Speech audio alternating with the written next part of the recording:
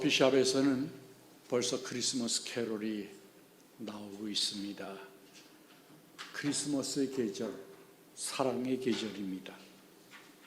오 헨리의 크리스마스 선물이라는 단편 소설을 여러분 다 잘 아실 겁니다. 가난한 사랑하는 부부가 있었는데 크리스마스가 되어서 제일 좋은 선물을 하려고 남편은 대대로 물려오는 시계를 팔아서 아내의 머리에 꽂을 핀을 준비합니다. 아내는 가진 것이 머리밖에 없어서 그 길고 아름다운 머리를 커트해서 남편의 시계에 줄이 없어서 줄을 삽니다. 결국 두 부부는 엇갈린 선물을 해가지고 그 선물은 쓸데가 없었지만 그 크리스마스는 아마 가장 따뜻한 크리스마스가 그들의 인생에서 되었을 것입니다. 인간이 이제까지 많은 가치들을 추구해 왔습니다. 그 가운데 아마 가장 오랫동안 대표적으로 추구한 것이 정의일 겁니다. 정의로운 사회. 또 많은 사람들이 평화를 추구해 왔을 겁니다. 지금도 전쟁이 끊이지 않고 우리가 사는 나라는 세계에서 하나밖에 없는 분단 국가입니다. 또 많은 사람들이 행복을 추구해 왔습니다. 한 번 태어난 인생 행복하게 살기를 누구나 바라고 있습니다. 그런가 하면 불평등 속에서 평등을 위해서 일생을 헌신한 사람들도 있습니다. 어떤 사람들은 세상이 너무 힘들어서 유토피아를 꿈꾸기도 했습니다. 여러분, 유토피아라고 하는 말은 히라바로 우라는 말과 토포스라는 말의 합성어입니다. 우란 말은 없다는 뜻이고 토포스라는 말은 장소라는 뜻입니다. 다시 말하면 아이러니컬하게도 유토피아라는 말은 없다는 뜻입니다. 그런 것은 없다. 세상에 유토피아는 없습니다. 예레미야서 9장 24절에 보면 나 여호와는 사랑과 정의와 공의를 땅에 행하는 자인 줄 깨달을 것이라. 나는 이 일을 기뻐하노라 그랬습니다. 사랑과 정의와 공의. 예레미야서가 쓰여진 지가 벌써 얼마나 오래전입니까? 그러나 하나님은 그때 벌써 정의를 원하셨고 공의를 원하셨고 사랑을 원하셨습니다. 만약 평등을 모두 원하는데요, 1천만 원을 두 사람에게 주면 그들의 행복도 똑같이 1천만 원만큼 될까요? 돈이 똑같은 액수를 주어진다고 행복도 똑같아지진 않습니다. 어떤 사람은 더 행복할 것이고 어떤 사람은 덜 행복할 겁니다. 무엇이 똑같을 것이냐가 문제입니다. 인생이라고 하는 것은 경주와도 같습니다. 출발선이 다 다릅니다. 맨 외곽에 있는 사람은 더 빨리 출발하게 되어 있습니다. 똑같진 않습니다. 우리의 인생은 특별하고 다 다릅니다. 똑같은 것을 추구하지 말고 다른 것을 추구해야 합니다. 요즘 차별화라는 말 많이 씁니다. 뭔가 다른 것하고 달라야 성공한다는 얘기입니다.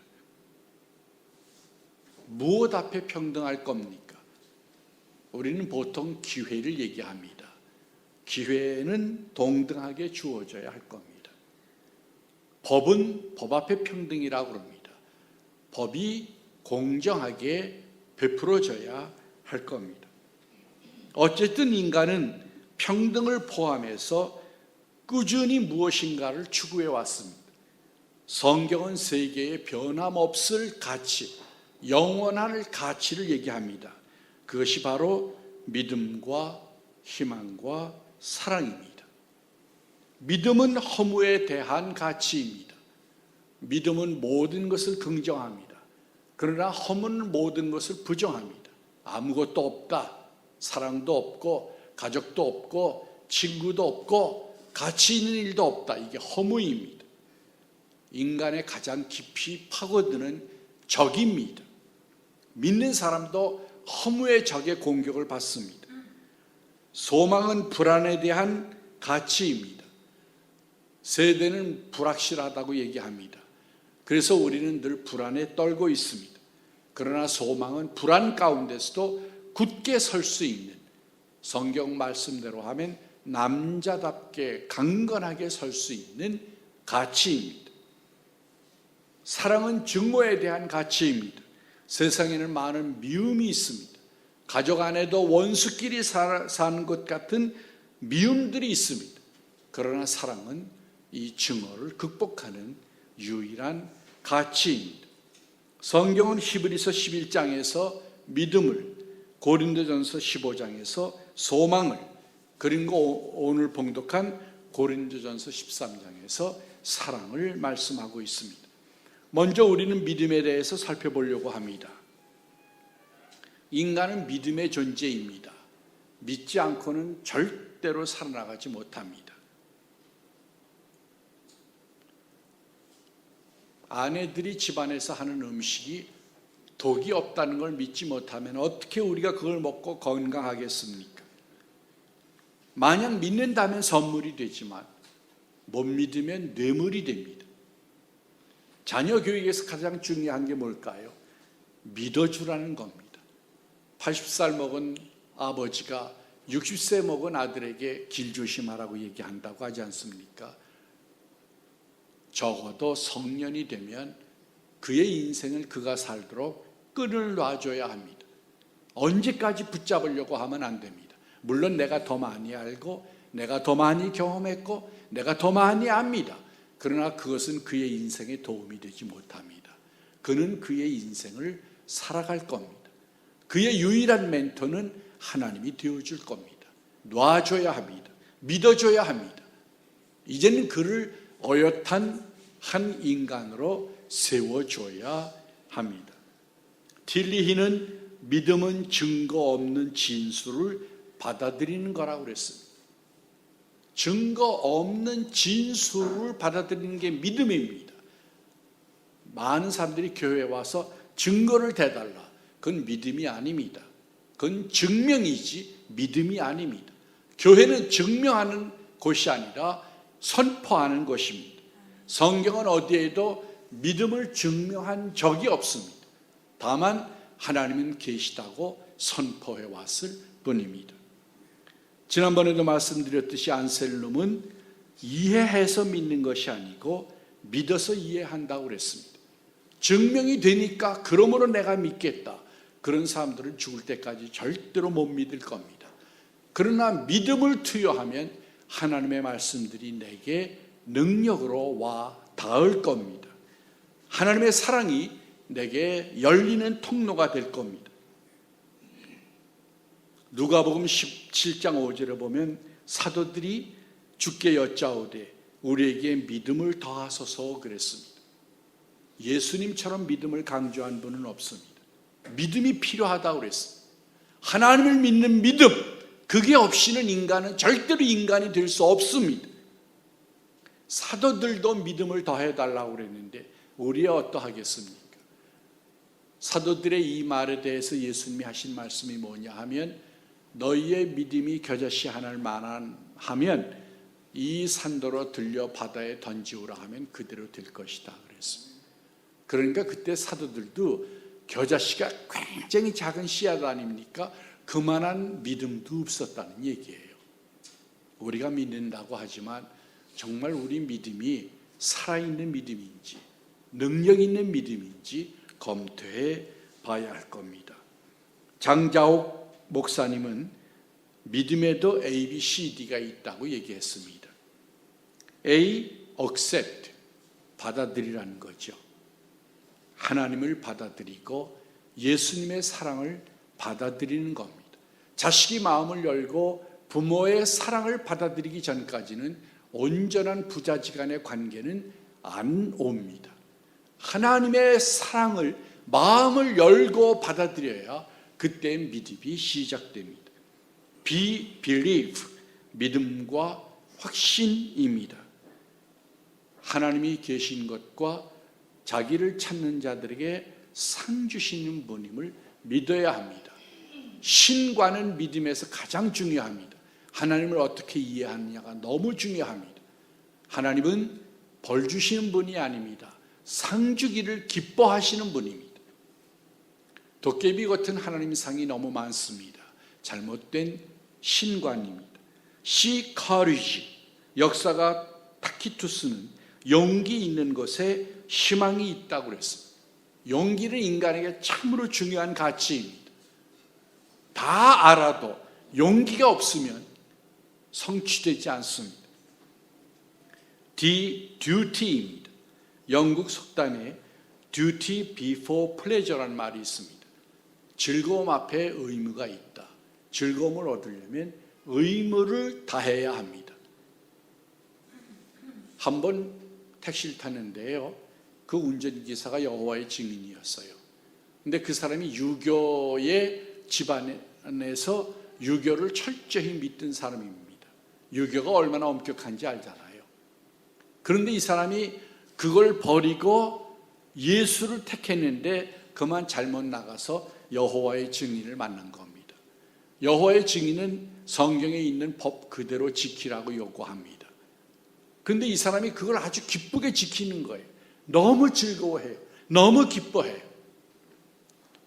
사이비 종파 이단의 사람들도 의무와 짐을 즐거워하는데 우리는 예수 믿으면 자유롭다는 거 핑계로 의무를 소홀히 하진 않았는지 검토해 봐야 할 겁니다.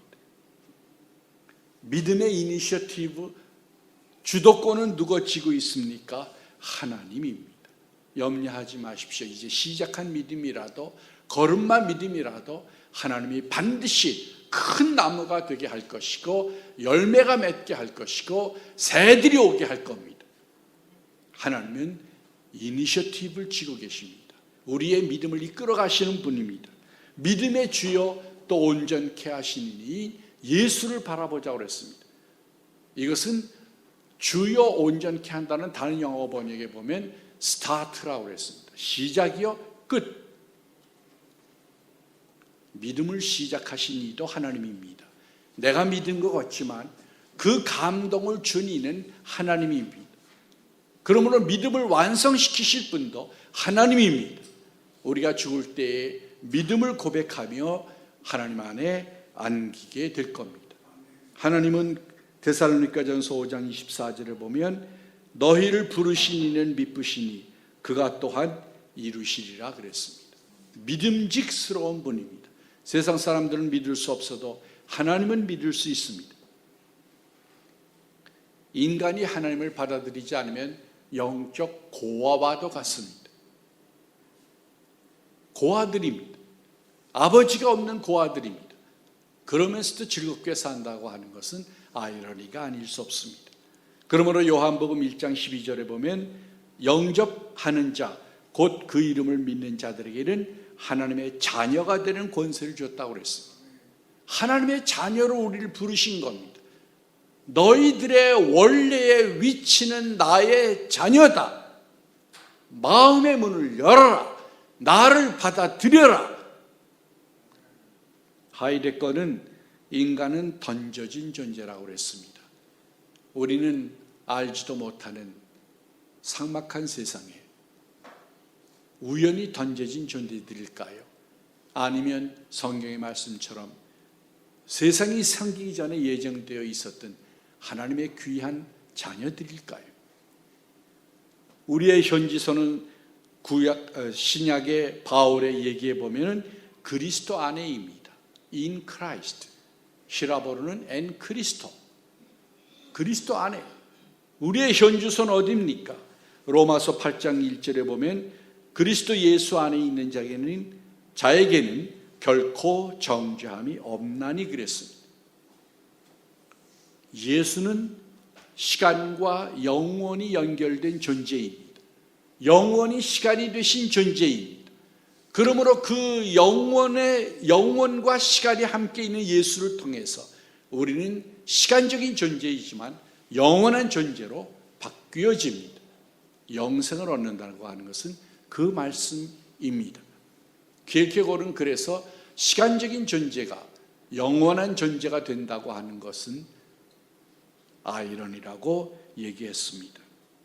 믿음의 조상 여러분 누굽니까? 아브라함이죠. 누가 말해도 믿음의 조상은 아브라함입니다. 그러나 아브라함의 신분은 뭐였습니까?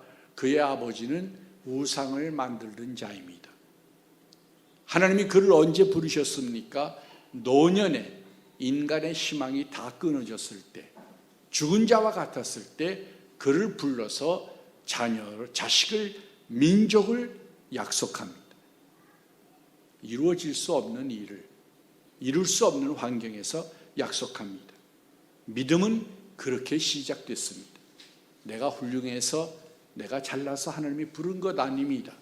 내가 부족해도, 형편없어도 하나님의 사랑이 우리를 부르십니다. 아브라함은 자신의 한계를 넘어서서 하나님의 능력과 하나님의 자유를 본 사람입니다. 인간에게도 자유가 있듯이 하나님에게도 자유가 있습니다. 하나님에게도 사랑이 있습니다. 하나님도 사랑하고 싶은 자를 사랑하십니다. 이해할 수 없어도 그는 순종해서 믿음의 조상이 되었습니다. 하나님은 자손을 약속했는데 하나밖에 없는 이삭 아들을 바치라고 그랬습니다. 우리 같으면 이 배반된 명령에 어떻게 할까요? 순종 안 하겠죠. 내가 잘못 들었나? 하나님의 명령을 잘못 받았나? 그리고 아마 순종 안 할지도 모릅니다. 그러나 아브라함은 순종했습니다. 어떻게 해요? 히브리서 11장 19절에 보면 하나님이 능히 이삭을 죽은 자 가운데서 다시 살리실 줄로 생각한지라 그랬습니다. 어떻게 믿었냐 하면요, 이삭을 통해서라야 자식이 번창하니까 내가 죽이면 살리리라고 믿었습니다. 그러니까 믿음의 조상이 되죠. 당시 종교는 자녀를 신에게 바치는 의식이 있었습니다. 아마 아브라함은 의문이었을 겁니다. 하나님도 다른 종교와 종교의 신들과 같이 자녀를 바치라고 하는가? 이해할 수 없었지만 그는 믿었습니다. 신앙이라고 하는 것은 이해해서 취하는 게 아닙니다. 그건 지식이나 증명이지 믿음이 아닙니다. 이해되지 않아도 믿고 나아가는 것, 신뢰를 바치는 것, 순종하는 것, 그게 믿음입니다. 히브리서 11장에 보면 38절 말씀에 이런 사람들은 세상이 감당 못하는 사람들이라고 그랬습니다. 세상이 감당 못하는 다이나믹한 능력을 가지고 있는 사람들, 그게 믿음입니다. 요즘 믿는 사람들은 어때요? 세상이 가지고 놀잖아요. 형편없이 사니까 세상이 가지고 놀고 비평하고 뜯고 그러잖아요. 많은 사람들이 존경할 수 있고 많은 사람들 앞에 권위가 인정되는, 그게 믿음입니다. 행정학에서 권위라고 하는 것은 현대화 이론에는 받아들여지는 거라고 그랬습니다. 사람들이 그 사람을 인정해야 돼요. 아, 하나님을 믿는 사람은 다르구나. 그게 증명되죠. 그게 믿음입니다. 믿음이라고 하는 건 뭡니까? 하나님의 행하심을 인정하고 받아들이는 겁니다. 가장 중요한 것은 나를 사랑하셨다고 하는 그 사실, 그래서 예수님을 보내셨다고 하는 사실을 받아들이고 믿는 겁니다. 그리고는 그 하나님께 자신의 일생을 맡기는 겁니다. 우리는 맡기는 게 잘 안 되죠. 내가 뭘 해야 할 줄 알고 그냥 고민을 하고 내 힘으로 살려고 하지만 중요한 것은 닻을 놔버려야 합니다. 하나님께 맡겨야 항해가 시작되는 겁니다. 그렇지 않으면 언제나 언덕에서 방황하고 있을 겁니다. 믿는 사람들의 표가 뭡니까? Thy will be done. 당신의 뜻이 이루어지다. 믿는 순간부터 내게는 의무가 주어지는데, 사명이 주어지는데 그것은 하나님의 뜻을 성취하는 겁니다. 내 뜻이 아니라 하나님의 뜻을 성취하는 자들로 새로 뽑힘을 받는 겁니다. 믿음이라고 하는 것은 생활입니다. reading, 읽는 것이 필요합니다. 성경을 읽지 않고는 절대로 믿음을 얻지 못합니다. praying, 기도하는 겁니다. 시간을 내서 기도해야 합니다. 유명한 믿음의 조상들 다 기도하는 사람들이었습니다. 2시간, 3시간씩 기도하는 사람들이었습니다. 그 다음에 doing, 행하는 사람들입니다. 행하지 않으면 겨와 같고 바람에 불려나는 겨와 같은 신앙입니다. 행해야 예수님 말씀처럼 주초를 반석 위에 둔 든든한 신앙이 되어서 바람이 불어도 세파가 몰려와도 세상의 풍조가 바뀌어도 어엿하게 설 수 있는 겁니다. 믿음은 청량할 수 있을 대상입니다. 로마서 12장 3절 말씀에 보면 오직 하나님께서 각 사람에게 나누어 주신 믿음의 분량대로 지혜롭게 생각하라 그랬습니다. 믿음의 분량이 다 다릅니다.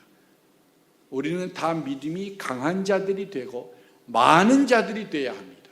그러나 동시에 공동체입니다. 약한 자들을 받아주며 함께 가야 합니다. 아까 말씀드린 것처럼 우리는 무엇을 믿습니까? 히브리서 11장 6절 말씀, 반드시 그가 계신 것과 또한 그가 자기를 찾는 자들에게 상 주시는 이심을 믿어야 할지니라. 도깨비 같은 하나님의 상을 속히 버리기 바랍니다. 시편 34편 8절 말씀에 보면 여호와의 선하심을 맛보아 알지어다 그랬습니다. 이게 간증이죠. This is my story. This is my song. 간증이 있어야 합니다. 여호와의 선하심을 맛보아 알라. 하나님을 믿어서 증거가 있어야 돼요. 몇십 년 믿어도 증거가 없으면 문제입니다. 하나님은 선하신 분입니다. 우리가 믿음을 투여하면 반드시 열매가 있습니다. 무엇을 믿는 사람들의 공통점은 히브리서 11장 말씀에 보면 여기가 아니라 본향을 생각했던 사람들입니다. 오늘이 더 중요하지 않고 내일이 더 중요하다고 믿었던 사람들입니다. 시간적으로 보면 미래를 봤던 사람들입니다. 그리고 보이지 않는 것들을 본 사람들입니다. 사람들은 다 보이는 것 가지고 추구하는데 보이지 않는 것들을 본 사람들이며 하나님의 비전을 가지고 산 사람들입니다. 최소한도 10년 후의 내 모습을 그려보면서 오늘을 결단하세요. 10년 후의 내 모습 어떻게 될까? 그 그림을 가지고 오늘을 결단하고 오늘을 사시기 바랍니다. 이런 말이 있습니다. Your God is too small. 네 하나님이 너무 작다. 여러분의 하나님은 얼마나 위대하십니까? 과연 천지를 만드셨습니까? 과연 사람들의 죽고 사는 걸 주관하십니까? 여러분들의 하나님은 얼마나 위대합니까? 두 번째로 생각할 가치는 소망, 희망입니다. 인간은 꿈꾸는 존재입니다. 끊임없이 꿈을 꾸며 살아갑니다. 창의력이 없으면 인생은 끝나버리고 맙니다. 신은 being입니다. 시작도 없고 끝도 없이 그냥 존재하는 분입니다. 그러나 인간은 becoming입니다. 되어져가는 존재입니다. 아기로 태어나서 미완성으로 태어나서 먹고 배우고 자라고 익히면서 인간이 되어갑니다. 인간은 이렇게 사는 거구나, 이렇게 느끼는 거구나, 이렇게 결단하고 사는 거구나, 그걸 배워가는 게 인간입니다. 되어져가는 존재, becoming, 이게 인간입니다. 그러므로 인간에게 제일 중요한 건 꿈입니다. 소망이요 미래입니다. 유대인들의 시간관은 성경의 시간관이죠. 우리와 정반대입니다. 우리는 과거, 현재, 미래 이런 순서로 얘기하지만 유대인들은 미래, 현재, 과거 이렇게 시간을 이해했습니다. 어떤 사람이 글을 썼는데요. 운전할 때 제일 많이 봐야 할 곳이 어디냐 그랬습니다. 앞이죠. 앞. 정면을 제일 많이 봐야죠. 그리고 백미러도 좀 봐야 하고 사이드 미러도 봐야 합니다. 그러나 앞을 제일 많이 봐야 합니다. 인생도 그와 같다고 그랬습니다. 미래를 제일 많이 생각해야 합니다. 과거에 매여 있는 인생 좋은 거 아닙니다. 잘못하면 자기 자랑만 하게 되고 독선자가 되기 쉽습니다. 아니면 회의와 퇴폐적인 불안에 빠지기 쉽습니다. 앞을 봐야 합니다. 앞을 볼 줄 알아야 합니다. 희망은 일반 문화와 문학에서 쓰는 개념들이라고 하면 소망은 기독교에서 쓰는 개념입니다. 종말적인 개념입니다. 하나님이 주신 미래입니다. 그게 소망입니다. 하나님이 주신 미래. 어느 신학자는 하나님은 앞에 계신 하나님이라고 그랬습니다. 이것은 위에 계신 하나님에 대항하는 말이죠. 초월적인 존재가 아니라 앞에서 인도하는 신이라는 뜻입니다. 그러나 성경은 두 가지를 다 얘기하고 있죠. 하나님은 초월적인 존재이십니다. 그러면서 동시에 우리의 걸음걸음을 스텝 바이 스텝 인도하시는 우리의 유일한 멘토요, 미래입니다. 바울은 빌립보서 3장 14절에서 푯대를 향하여 그리스도 예수 안에서 하나님이 위에서 부르신 부름의 상을 위하여 달려가노라 그랬습니다. 정체하면 안 됩니다. 뛰어야 합니다. 달려가야 합니다. 앞에서 부르신 부름의 상을 바라보고 어떤 비전을 여러분은 갖고 있습니까? 어떤 그림을 갖고 있습니까? 내 자신에 대한 어떤 그림을 갖고 있습니까? 하나님이 주시는 그림을 보기 바랍니다. 인간을 의지합니까? 소망이 어디로부터 옵니까? 사람들은 사람을 의지합니다. 사람에게 전체를 걸고 삽니다.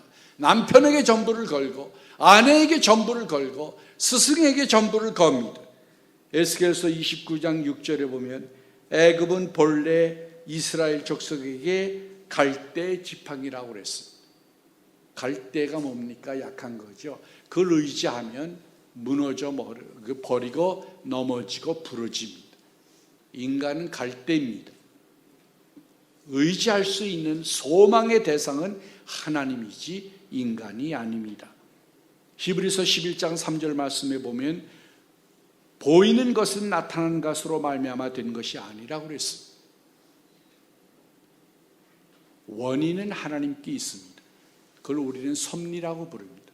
하나님의 의지, 하나님의 뜻, 그것이 표출되는 것이 나타난 겁니다. 우리가 보는 원인이 그게 아닙니다. 그걸 찾아야 합니다. 로마서 8장 24절에 보면 우리가 소망으로 구원을 얻었음에 보이는 소망이 소망이 아니니 보는 것을 누가 바라리요 그랬습니다. 보는 것은 그냥 알면 돼요. 바랄 정도의 건 아닙니다. 소망은 보이지 않는 겁니다. 기독교인들은 보이지 않는 걸 보는 겁니다. 보이지 않는 하나님을 섬깁니다. 우상이 아닙니다. 그건 제한되어 있어요. 보지도 못하고 말하지도 못하고 듣지도 못합니다. 우리는 보이지 않는 실제를 믿는 겁니다. 로마서 15장 13절에 보면 소망의 하나님이 그랬습니다. 하나님의 이름이 뭡니까? 소망의 하나님입니다. 꿈의 하나님, 그 하나님이 우리를 부르고 계십니다. 사회학자들의 말에 의하면요, 의지할 수 있는 사람, 뜻이 통하는 사람 6명만 있으면 절대로 자살하지 않는다고 합니다. 우리나라가 OECD 국가 중에 자살률이 제일 높은 나라잖아요. 그 특별히 젊은 애들이 많이 죽어요. 걸핏하면 던져서 죽는데요. 그게 문제이죠. 왜요? 소망이 없기 때문이에요. 사람만 보고 보이는 것만 보니까 미래가 보이지 않는 거예요. 보이는 것 저 넘어 보이지 않는 세계에 하나님이 큰 그림을 가지고 기다리고 있는데 그걸 못 보는 겁니다. 그러니까 못 기다리는 거죠. 끝이라고 생각하는 거예요. 그러나 하나님은 뭐라고 그럽니까? 아직 끝이 안 났다. 아직 끝이 안 났다. 우리는 어떻습니까? 하나님이 한 분이면 자살하지 않을 수 있지 않습니까? 이게 우리들의 간증입니다. 레니 월프라고 하는 사람의 찬양시 잘 아시죠? 마음이 지쳐서 기도할 수 없고 눈물이 빗물처럼 흘러내릴 때 주님은 우리 연약함을 아시고 사랑으로 인도하시니 누군가 널 위하여 누군가 기도하네. 내가 홀로 외로워서 마음이 무너질 때 누군가 널 위해 기도하는, 보이지 않는 실제 예수님이, 보이지 않는 실제 성령님이 여러분을 위하여 끊임없이 기도합니다. 이 몸의 소망 무엇인가? 488장 찬송이죠. 이 몸의 소망 무엇인가? 우리 주 예수뿐일세. 우리 주 예수 밖에는 믿으리 아주 없도다. 세상에 믿던 모든 것 끊어질 그날 되어도 구주의 언약 믿사와 내 소망 더욱 크리라. 고린도전서 15장은 부활장으로 유명합니다. 소망을 다루고 있는 겁니다. 32절에 보면 부활이 없으면 내일 죽을 터이니 먹고 마시자 하리라 그랬습니다. 종말이니 먹고 마시자. 그러나 부활이 있으니 이 소망을 가진 자들은 선한 일을 행한 자는 생명의 부활로, 악한 일을 행한 자는 심판의 부활로 나오리라. 요한복음 5장 29절입니다. 고린도전서 15장 58절 그러므로 내 사랑하는 형제들아 견실하며 흔들리지 말고 항상 주의 일에 더욱 힘쓰는 자들이 되라. 하나님은 모든 것이 되시는 분입니다. 그러므로 모든 것을 도우실 수 있습니다. 그 하나님을 가까이 하시기 바랍니다. 그러면 너희를 가까이 하시라고 그랬습니다. 하나님을 가까이 하면 반드시 가까이 하십니다. 우리도 누구를 사랑합니까? 내게 가까이 하는 사람을 사랑하잖아요. 나를 사랑하는 사람을 나도 사랑하거든요. 세 번째 가치는 사랑입니다. 하나님 사랑 않고는 사람을 사랑할 수 없고, 사람을 사랑하지 않고는 하나님을 사랑할 수 없습니다. 이거는 둘의 역학관계입니다. 에르히 프롬 사회심리학자 여러분 잘 아시죠? 사랑의 현주소가 어디냐? 감정이라고 보통 생각했는데 감정이 아니라 의지라고 그랬습니다. 첫사랑이라고 하는 말 보통 하잖아요. 첫눈에 반했다 그러죠.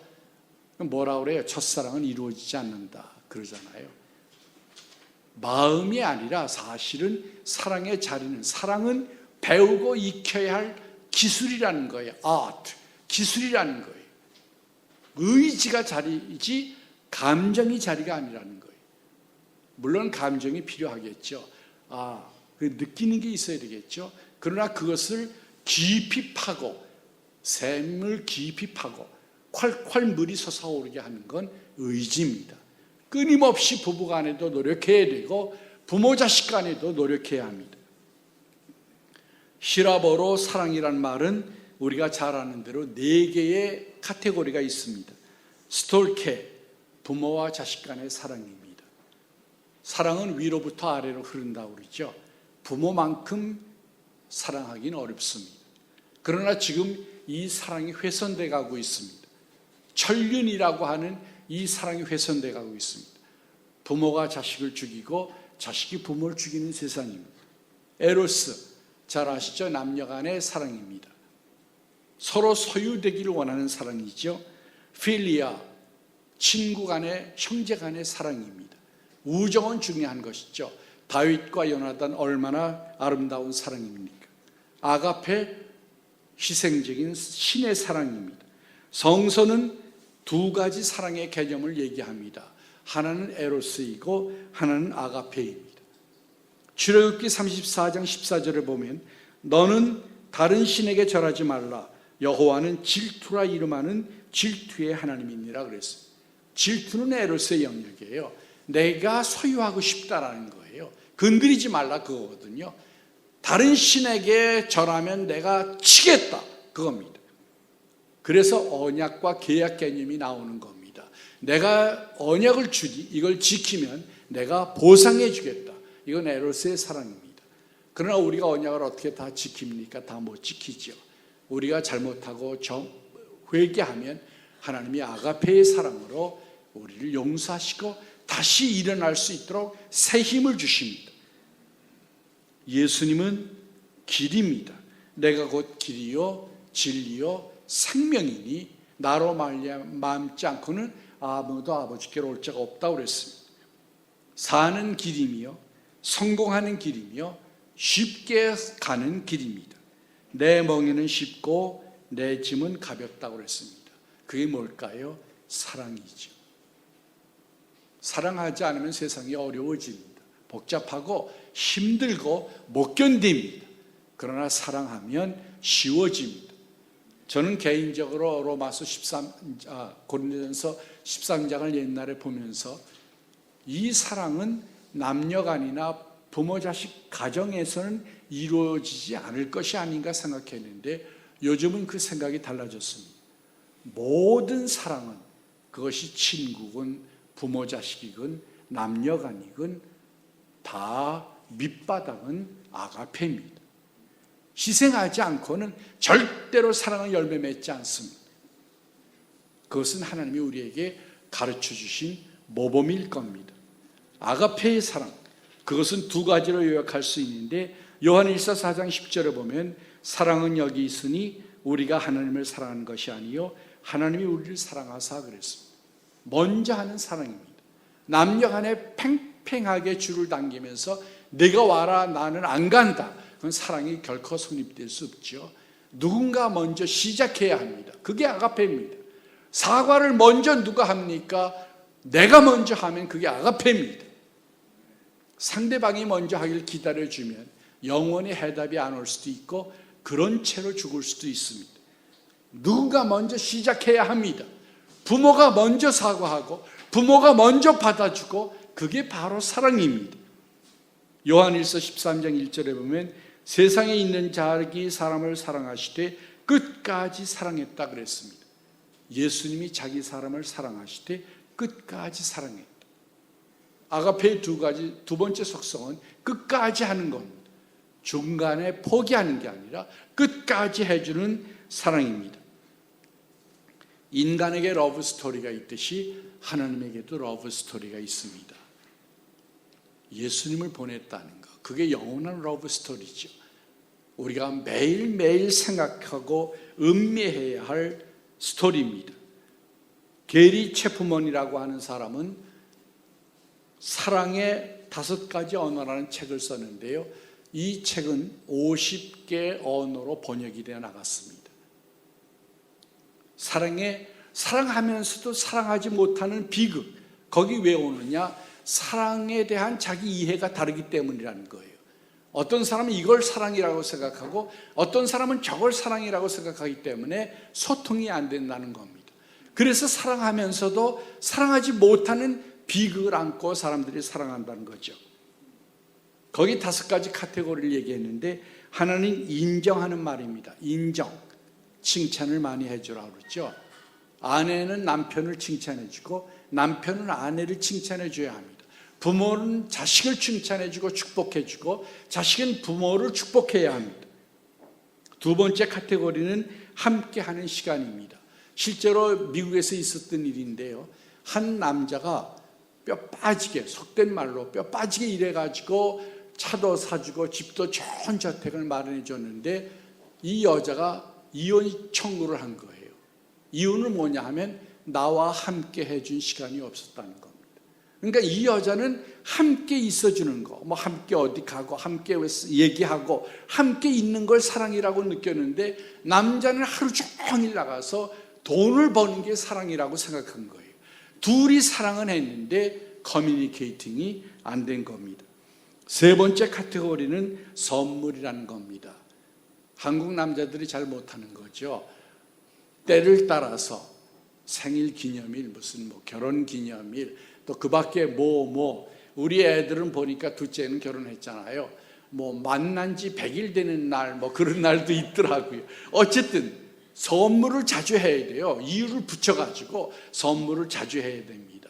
그러니까 선물을 받지 않으면 나는 사랑받지 못하는 존재다 이렇게 느끼는 사람이 있거든요. 1년 내내 부엌에서 고생하면서도 생일날 선물 꽃 한 번 받으면 싹 잊어버리는 거예요. 그 여자일 수도 있거든요. 그걸 잘해야 하는 겁니다. 그 다음엔 봉사. 요즘 남자들이 좀 해주죠. 설거지도 해주고 청소도 해주고 뭐 봉사. 그걸 도와줘야 사랑이라고 느끼는 거예요. 옛날 남자들은 전혀 그러지 못했죠. 마지막이 스킨십입니다. 사랑한다라고 말하는 것보다 한 번 아무 말 없이 껴안아주면 금방 느끼죠. 스킨십이 필요한 겁니다. 믿음은 하나님이 이니셔티브를 쥐고 계십니다. 소망은 보이지 않는 것을 믿는 겁니다. 그리고 사랑은 끊임없이 내가 먼저 주는 겁니다. 바리새인이 얼마나 종교적으로 훌륭합니까? 율법도 지키고 헌금도 하고 기도도 하고 그만큼 살기 힘들잖아요. 그런데 예수님이 그 사람 필요 없다고 그랬잖아요. 세리가 더 중요하다고 그랬는데 세리의 특색이 뭡니까? 율법도 모르고 헌금도 모르고 기도도 모르고 아무것도 모르잖아요. 못했잖아요. 뭐가 있었습니까? 진심이 있었죠. 진심. 하나님이 원하는 게 뭘까요? 진심이거든요. 형식이 아니라 내 마음을 원한다. 진심. 그게 바로 사랑입니다. 라이너 마리아 릴케는 사랑이라는 시에서 이렇게 얘기합니다. 사랑받는 것은 타버리는 것, 사랑하는 것은 어두운 밤에 켠 램프의 아름다운 빛. 사랑받는 것은 꺼지는 것, 그러나 사랑하는 것은 긴 지속. 그랬습니다. 사랑을 받으려고 하지 말고 사랑하는 사람으로 승리하며 살아가시기 바랍니다. 기도하겠습니다. 사랑의 아버지 하나님 감사합니다. 저희를 사랑해 주신 것을 감사하고 저희를 먼저 사랑하고 끝까지 사랑하심을 감사합니다. 저희에게도 믿음과 소망과 사랑의 은사를 주셔서 평생을 저희가 승리하며 하나님의 영광을 드러내며 살도록 도와주시옵소서. 예수님의 이름으로 감사하고 기도합니다. 아멘.